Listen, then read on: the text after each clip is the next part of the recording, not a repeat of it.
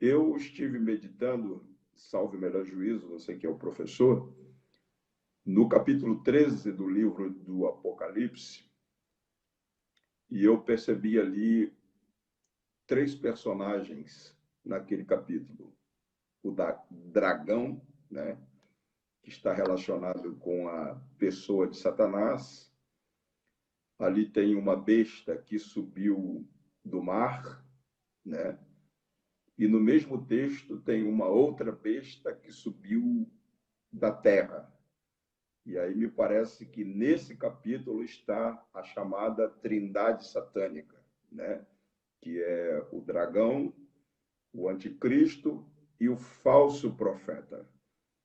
E aí eu estou abrindo esse leque, porque nós temos um tempo muito curto, né, devido aos compromissos que você tem, e não sei se facilita para você a gente discutir, não, a gente avaliar aí a manifestação desses três protagonistas que se manifestarão Então, vamos fazer o especificamente. seguinte, vamos abrir o assunto hoje, a gente volta nele de novo, porque é um assunto muito pertinente e ele requer uma explicação um pouco mais profunda do porquê dessa trindade satânica, que não vai dar para fazer aqui em 32 minutos, que é o tempo que eu tenho, né? Então, Certo? eu vou introduzir esse assunto que você postou, e aí na semana que vem a gente usa toda a live para poder então continuar o assunto, que aí sim vai dar para cobrir ele um pouco melhor, pode ser? Pode ser, com certeza. Então, fica à vontade, o tempo é seu. Muito bem. Veja bem, no livro de Oséias, Oséias foi contemporâneo de Isaías, né? Isaías foi levantado para profetizar para o reino do sul, o reino de Judá. Oséias, teoricamente, foi levantado para profetizar no reino do norte, o reino de Samaria. Mas Oséias era atípico, porque Oséias foi um dos pouquíssimos profetas que profetizou para os dois reinos. Ele profetizou para Israel e profetizou para Judá ao mesmo tempo. Então, quando chega no capítulo 4 do livro de Oséias, ele. Bom, Osés é um dos profetas menores, para quem não está familiarizado com a Bíblia, um dos 12 profetas menores, e ele começa o seu livro com uma tipologia muito própria, né? Deus manda ele se casar com uma prostituta e gerar filhos dessa prostituta, e esse casamento e os filhos são uma tipologia da degradação do reino de Israel e de Deus levantando um povo que não era povo e que a partir desse povo então Deus revelaria a sua graça, que no caso é o povo gentílico, a igreja, né? No capítulo 4, Oséias traz, então, ele faz a unificação dos dois povos na sua profecia, que, para quem não Certo? sabe, isso é muito raro entre os profetas, muito raro. Ou os profetas que vieram, ou eles profetizaram para o sul, ou eles profetizaram para o norte. Por isso que Oséias é realmente atípico e muito importante nesse cenário profético. Quando chega no capítulo 13, que é quando Deus quer falar do castigo, pecado e castigo de Israel, eu estou fazendo assim um resumão mesmo, bem grande.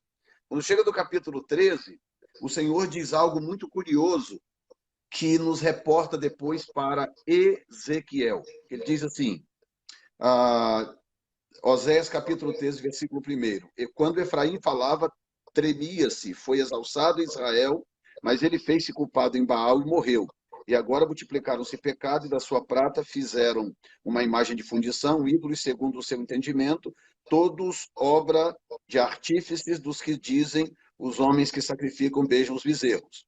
Por isso serão como a nuvem de manhã e como o orvalho da madrugada, que cedo passa como o folhelo que a tempestade lança na eira e como a fumaça da chaminé. Aí verso 4 fica interessante, diz assim, todavia eu sou o Senhor teu Deus, desde a terra do Egito, Certo? portanto não conhecerás outro Deus além de mim, porque não há Salvador senão eu. Eu te conheci no deserto, em terra muito seca, depois eles se fartaram, em proporção do seu pasto, estando fartos, ensoberbeceu-se o seu coração por isso se esqueceram de mim. Agora, preste bem atenção nisso aqui, porque aqui está um entroncamento profético muito importante para se entender profecia. O verso 7, o Senhor, isso é Deus falando para o povo de Israel. Serei, pois, para eles como leão, símbolo da Babilônia, como leopardo, símbolo da Grécia, espiando pelo caminho, e como urso, símbolo da Pérsia.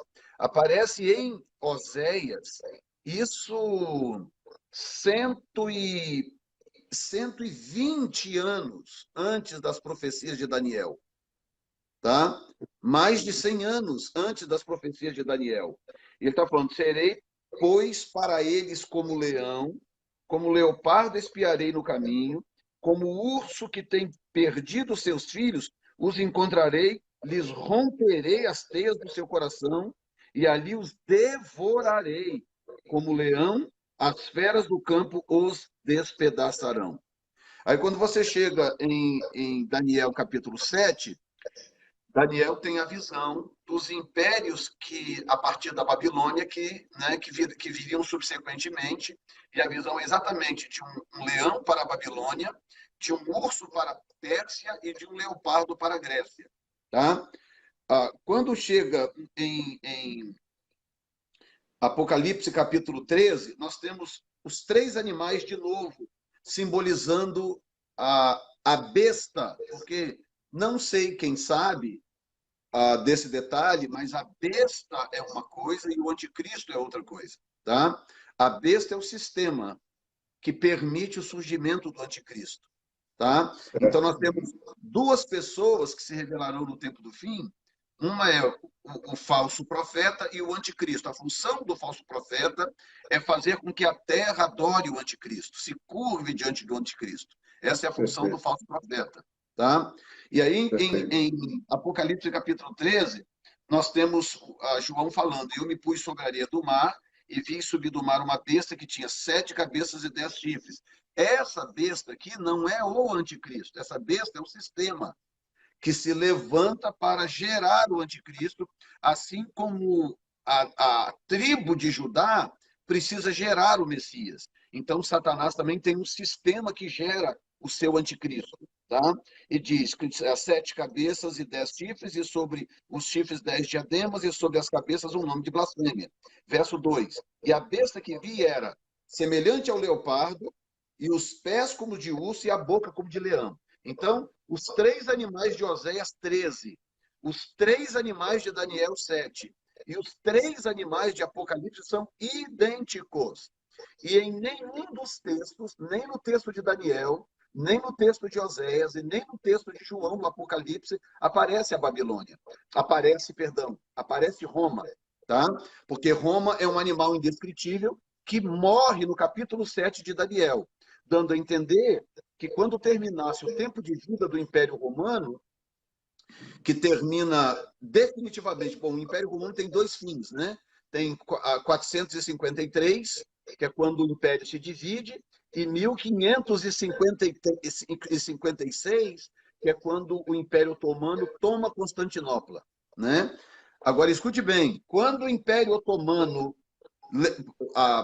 Roma se dividiu em 453, e levou 1.100 anos para que o Império Otomano desbancasse de vez o Império Romano. Então, escute o que eu vou dizer. Por 1.100 anos, o Império Romano estava detendo o Otomano. O Otomano tentava avançar e o Império Romano detinha ele.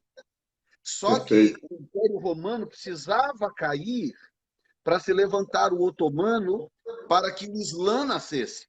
O Islã não tinha como nascer dentro de uma estrutura como a romana. A estrutura romana era muito severa, com religiões que pregavam o apartheid, com religiões que não mixavam, que não se fundiam no meio das outras. Roma assimilava muito bem o sincretismo religioso. Roma não estava preocupado em relação ao cristianismo, Roma não estava preocupado com o fato do cristianismo adorar Jesus. Roma estava preocupado com o fato do cristianismo adorar somente a Jesus e desprezar os outros. Então, eles não tinham problema com o sincretismo, o problema deles era o exclusivismo. Então, da mesma forma que Roma bateu no cristianismo fortemente, durante todo o tempo que pôde, Roma faria a mesma coisa com o Islã se o Islã tentasse se levantar dentro do Império Romano. Tanto que o Islã surgiu em 612, a partir de 612, né? A história é um pouco complexa, e, portanto, em 612, o Império Otomano ainda estava avançando e tentando dominar toda a área que havia sido antes tomada pelo Império Romano, até que finalmente caiu Constantinopla, que era a sede do Império. Então, os turcos, né, o povo turco, tomou então Constantinopla, que hoje é Turquia, né? Istambul, na Turquia, e ali passou a ser a sede do Império, não Império, mas do início da formação do Império Otomano. Que, para quem não sabe, by the way, o Império Otomano foi formado, tinha um monte de provínciazinhas pequenas, mas haviam 10 províncias principais que se uniram para formar o Império Otomano. Exatamente como acontece nos pés da estátua. Então, nós temos que ter muito cuidado com profecias na Bíblia que parecem parecidas, mas elas podem não ser as mesmas. Então, eu costumo dizer que entre os 10 chifres da cabeça e os 10 dedos da estátua, existe uma diferença muito grande. É muita precipitação dizer que os 10 chifres e os 10 dedos são a mesma coisa. Porque os 10 dedos apontam para baixo, apontam para a terra, para o chão. Portanto, você pode observar que a estátua ela vai se desfazendo para os pés. Ela começa forte em cima como ouro e lá nos pés ela é ferro misturado com barro. Então ela está se desfazendo de cima para baixo. Perfeito. Então, quando chega no tempo da decadência do Império Romano, 10 províncias otomanas ou turcas se reúnem para estabelecer o primeiro império. Então, eles pegam o rei Osman I, na época, e então elegem ele como o primeiro imperador do recém-formado Império Otomano. Tá? Então, os 10 dedos é a degradação do Império Romano, que está profetizado no capítulo 7. Agora, os 10 chifres apontam para cima. Então, os 10 chifres já falam de outra coisa. Os 10 chifres falam do tempo do fim, o surgimento de 10 reinos, ou de 10 nações, que serão a base, o fundamento para o surgimento do anticristo. Agora, com relação à questão da trindade satânica, o que acontece? Observa que nós temos aqui 3 impérios, ou 3 espíritos representados por animais que se repetem em Oséias, em Daniel e no Apocalipse. 3.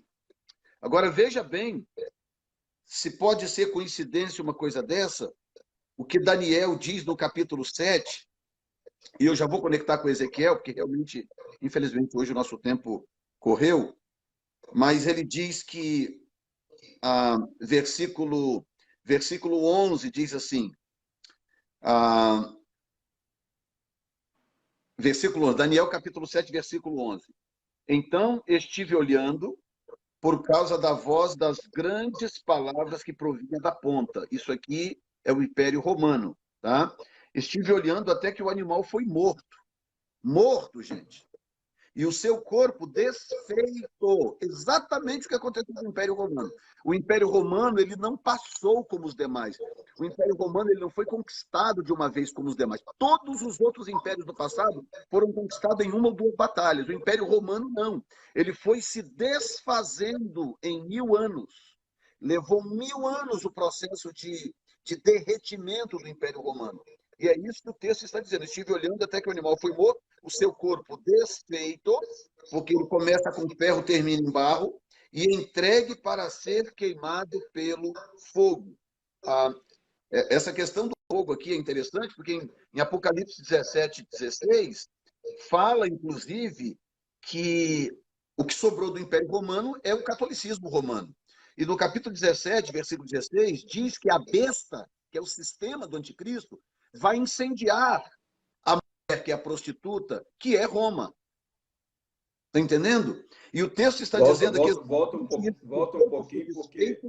foi entregue para ser queimado pelo fogo. E diz, verso 12, quanto aos outros... Só um minutinho, olha bem o verso 12. E quanto aos outros animais, quais? O leão, o leopardo e o urso. Quanto aos outros animais, foi-lhes tirado o domínio, toda vez foi-lhes dada prolongação de vida. Verso 12. Até certo espaço de tempo. Por que que esses três foram prolongados? Porque são eles que formam a besta no final. Pode falar, pastor. Não, era porque antes de você falar que perdurou, o que restou do Império Romano foi o catolicismo, tá? A tua voz sumiu, né? Ficou ruim.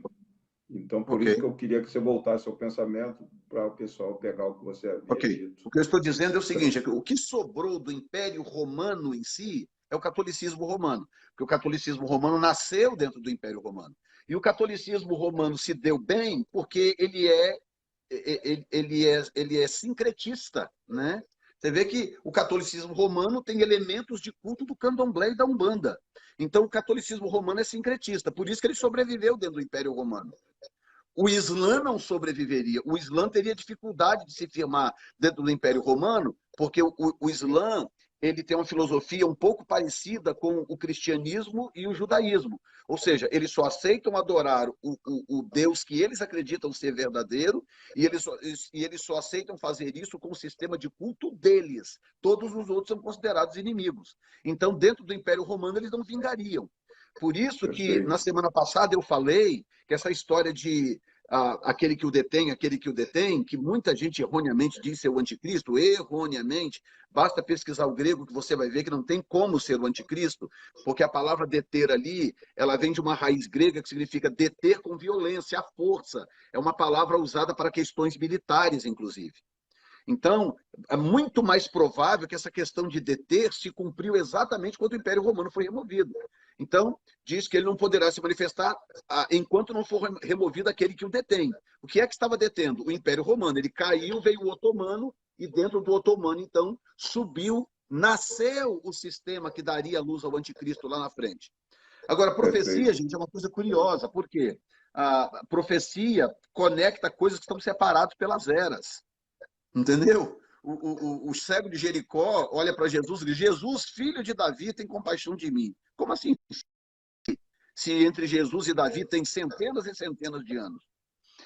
Por causa disso, a Bíblia conecta coisas e pessoas que estão separadas por eras. Então, nós temos que ter muito cuidado quando a gente lê certos textos.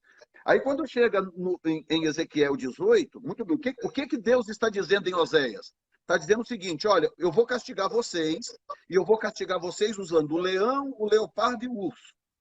Eu vou usar o leão, o leopardo e o urso para castigar vocês. Falando isso para Israel, para o povo de Israel. Quando chega em 586, Deus entrega o povo ao cativeiro babilônico, leão. Deus entrega o povo ao cativeiro babilônico.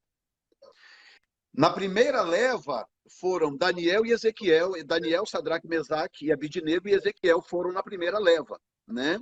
Em torno de 10 a 15 anos antes da segunda leva.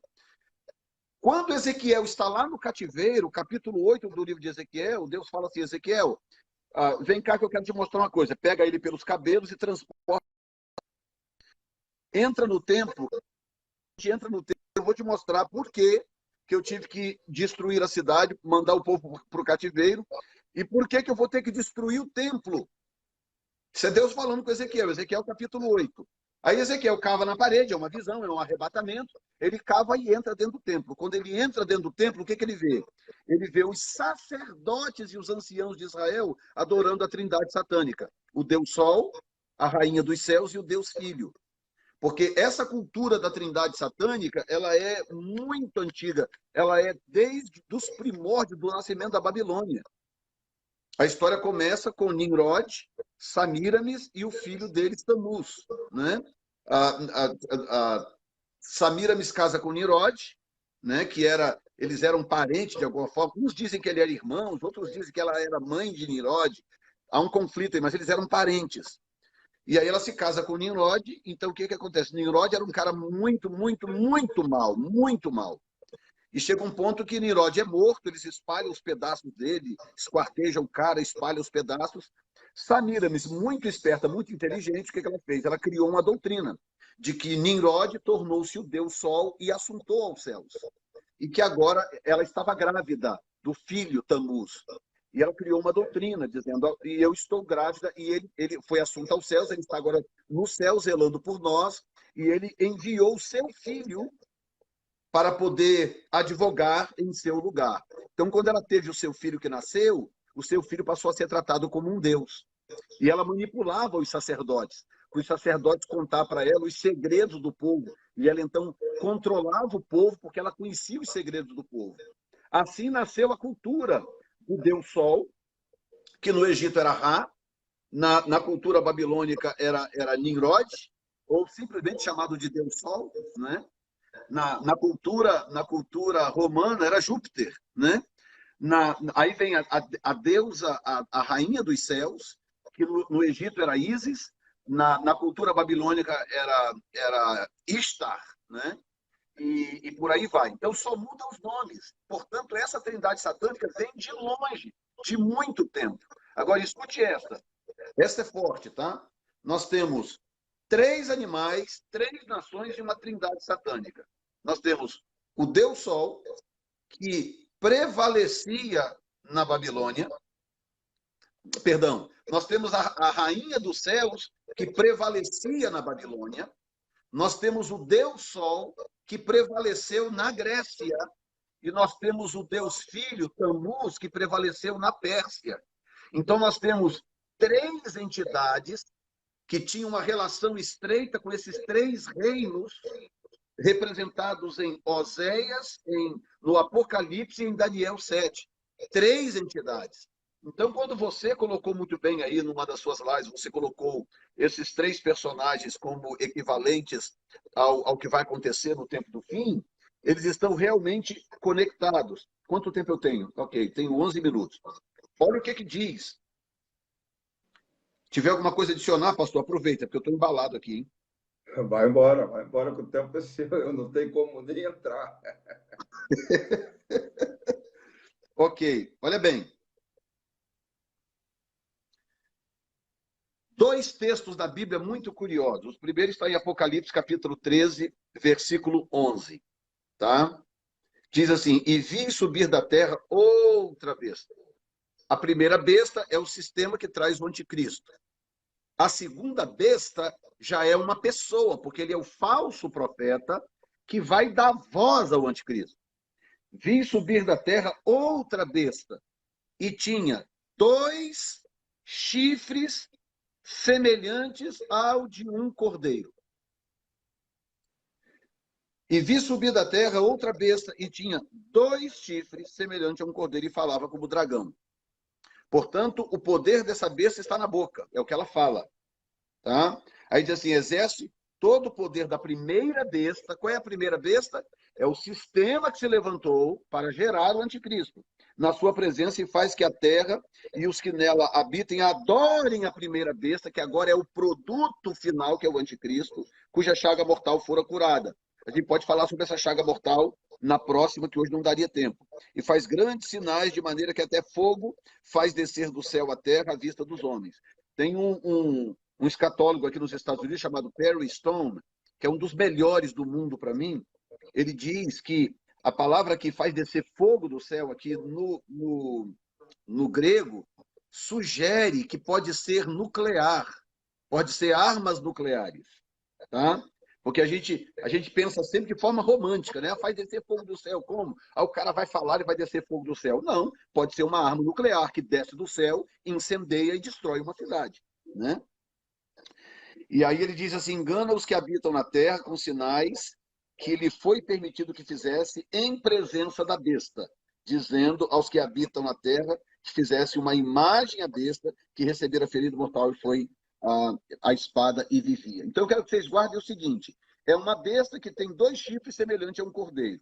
Agora olha Daniel 7,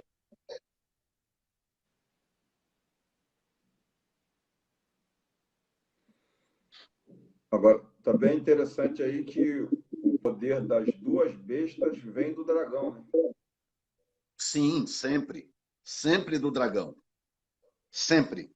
Olha bem, Daniel Quando... capítulo 8. E levantei os meus olhos, verso 3. E vi, e eis que um carneiro estava diante do rio, o qual tinha 2 chifres. E os 2 chifres eram altos, mas um era mais alto do que o outro. Por quê? Porque esse carneiro representa a Média e a Pérsia. E o chifre maior é a Pérsia, o chifre menor é a Média, porque a Pérsia depois, inclusive, engolia a Média. A Média desapareceu com o tempo, ficou a Pérsia, que é o Irã hoje. Tá? E as duas pontas eram altas, os 2 chifres eram altos, mas um era mais alto do que o outro, e o mais alto subiu por último. Muito bem. Agora, olha o que a Bíblia diz, o próprio Senhor falando, e engrandeceu, tal exército do céu, depois disso, viu que o santo falava. Olha bem, no versículo 14, deixa eu pular mais um pouquinho, porque o tempo realmente não vai permitir. Tá? Versículo 19, e disse, eis que te farei saber o que há de acontecer, escute, no último tempo da ira. O último tempo da ira. Tá? Portanto, nós estamos falando do anticristo. Aí diz, porque ela se exercerá no determinado tempo do fim. Verso 20, escutem. Aquele carneiro que viste com 2 pontas são os reis da Média e da Pérsia. Então, a minha pergunta é, será uma brutal coincidência que João vê um cordeiro? A diferença entre o cordeiro e o carneiro é só a idade. Eles são o mesmo animal. A diferença é só a idade. João vê um cordeiro com 2 pontas e Daniel vê um carneiro com 2 pontas. Então, será muita coincidência que a história aponte para o anticristo se levantando de uma religião totalitária, como é o caso do Islã, porque o Islã se parece muito com o comunismo. Muito, muito com o comunismo. O Islã é um estado totalitário onde você só pode adorar um Deus que é determinado por eles. No caso do comunismo, esse Deus é o próprio governante. No caso do Islã, esse Deus é Alá. Você tem que adorar aquele Deus. Se você discordar, você morre. No comunismo é a mesma coisa, você morre.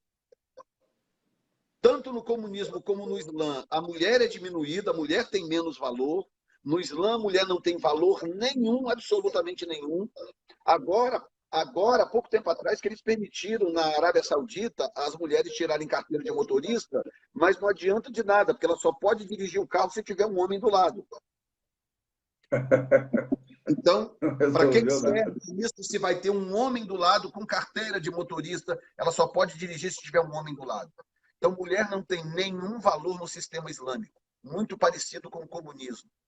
Então, você compara as duas coisas, você vê que o comunismo é a nova cortina de ferro. Perdão, o Islã é a nova cortina de ferro, porque o comunismo meio que sucumbiu, né? Não tá destruído, mas meio que sucumbiu. Aí se levanta o Islã com a mesma característica. Deixa eu deixar uma pergunta para você preparar para a aula que vem. Para que vem. Supostamente o anticristo vem do islamismo, pelo que nós entendemos ao estudar com você ao longo dessas lives, certo? Como também agora descobrimos aí pelos chifres que você acabou de explicar que o falso profeta também vem dessa região, certo?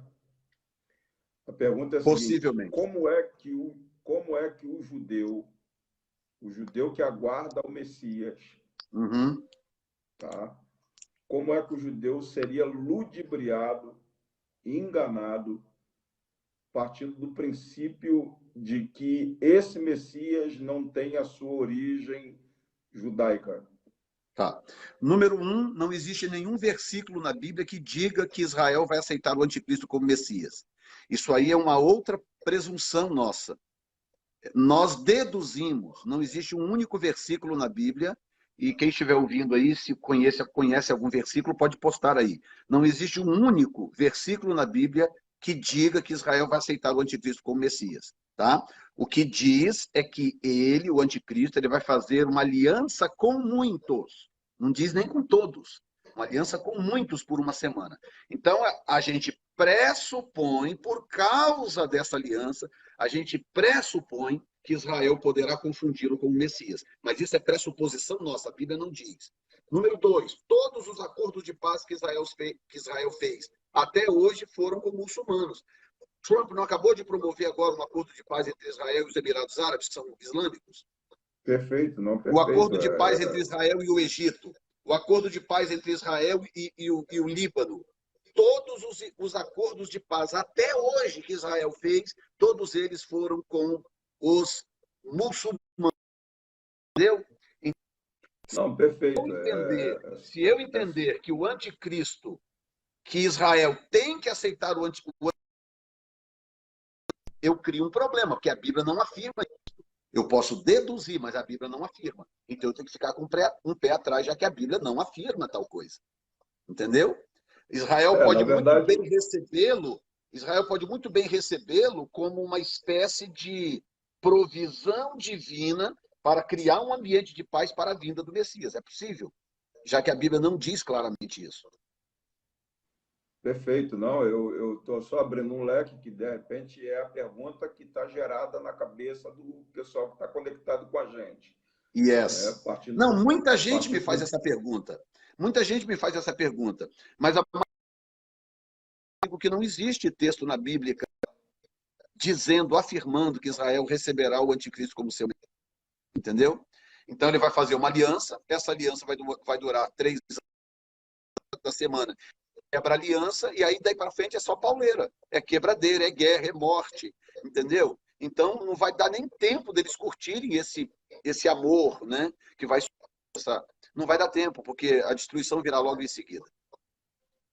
Perfeito, perfeito. Então, na próxima live, a gente prossegue, porque tem caldo aí para... Tem muito. Ainda não falamos de Apocalipse, mas, enfim, a gente faz isso na próxima aula, tá bom? Muito bom, muito obrigado. Desculpa aí esse imprevisto que roubou o nosso tempo, mas, com certeza, a gente tira proveito na próxima. Amém. Um abraço, querido. Grande abraço, obrigado. Deus abençoe.